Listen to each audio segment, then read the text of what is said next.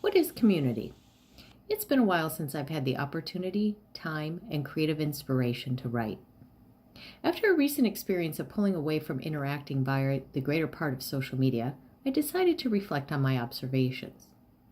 At the end of last month, I had a discussion with one of my closest friends and confidants about social connections, the making and developing of them in this day and age of cyberspace.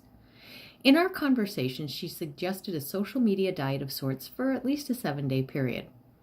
I would refrain from viewing, commenting, creating my own posts, clicking the like, wow, haha, love, using direct messaging, and so forth.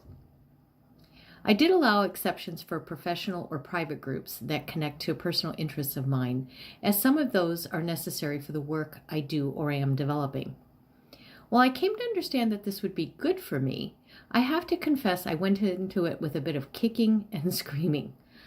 I wasn't completely opposed to the concept of it, but when D-Day did approach, I was feeling like I had been told I was no longer to indulge in my favorite sweet treat. I saw that sea salt dark chocolate caramel candy bar being pulled away from my hand, put into a cupboard under lock and key. So now what? How do I feed that sweet tooth now? Or worse yet, how do I face the withdrawal? Pondering this led me to the question of community. As a pre-cyberspace youth, community was a very, very different animal. You actually had to talk to people to build your community. You had to pick up a phone, walk to the neighbor's house, sit across the table from someone and look at him or her. What a radical concept today. Now it's direct messages, texts, emails, or worse yet, public posts on Facebook, Instagram, Twitter, or whatever the flavor of the day is for you. We build our community based on words on a screen where there's no eye contact, no tone of voice, no facial expression, no body language.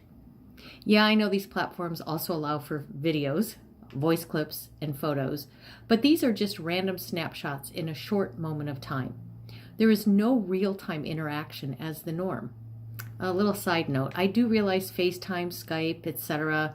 is different, but it's not the way most of us interact the majority of the time throughout our day. So we go on building these communities, making connections without the warmth of true regular interaction.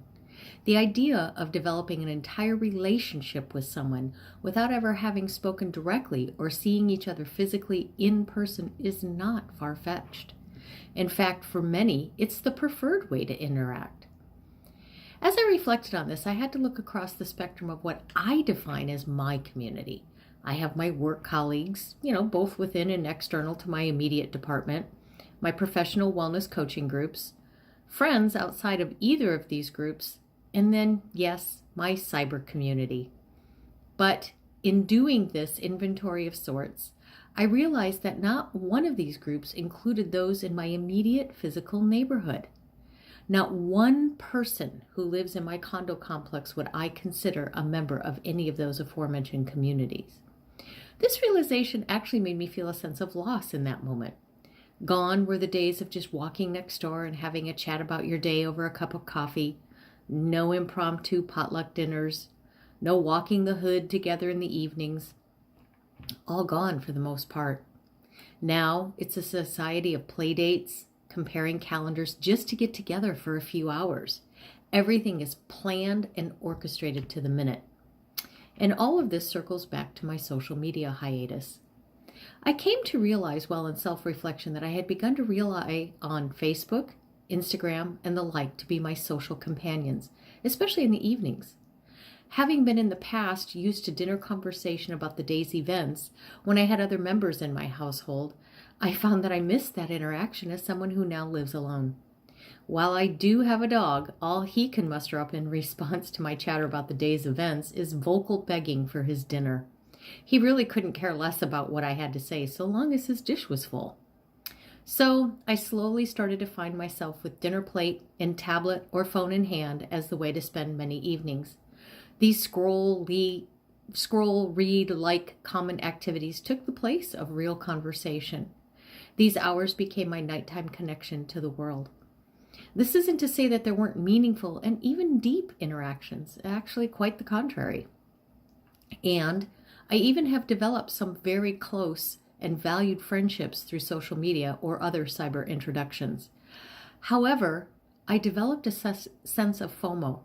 What would I miss if I didn't just take a peek at Mary's latest post first thing in the morning? What would I not see if I didn't simultaneously scroll and troll social media while half listening to a favorite TV program? And God forbid, what if I missed someone commenting or asking a question on one of my posts? It got to the point where some of those connections were through only messages and these posts with no actual desire to talk to one another. In the end, what did I conclude from all of this?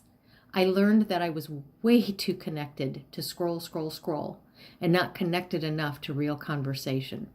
I discovered that I need to be more judicious in how I interact in the cyber world. It has its value, particularly when used strategically in the realm of professional or personal development and interests. But the most important insight I had was that I have to factor this in when working with wellness coaching clients. There are clients who are terrified to have face-to-face interaction for mere moments, much less an hour. In exploring resources they may have in their arsenal to make desired life changes, these likely could exclude actual personal support.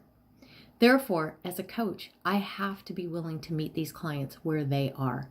Use that cyberspace platform perhaps in a teleconference session, or be open to the idea that they may need to explore a wide plethora of supportive resources to get to that preferred future. In the end, it comes down to being willing to consider all possibilities of community and how each of us defines that word. We all need our tribe. No man or woman is an island unto him or herself.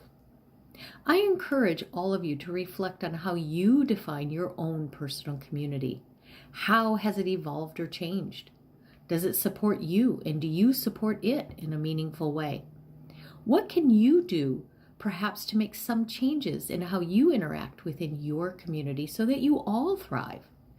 I'd love to hear from you as you consider the answer to these questions. After all, if you're reading this or watching the video version, I consider you a part of my community.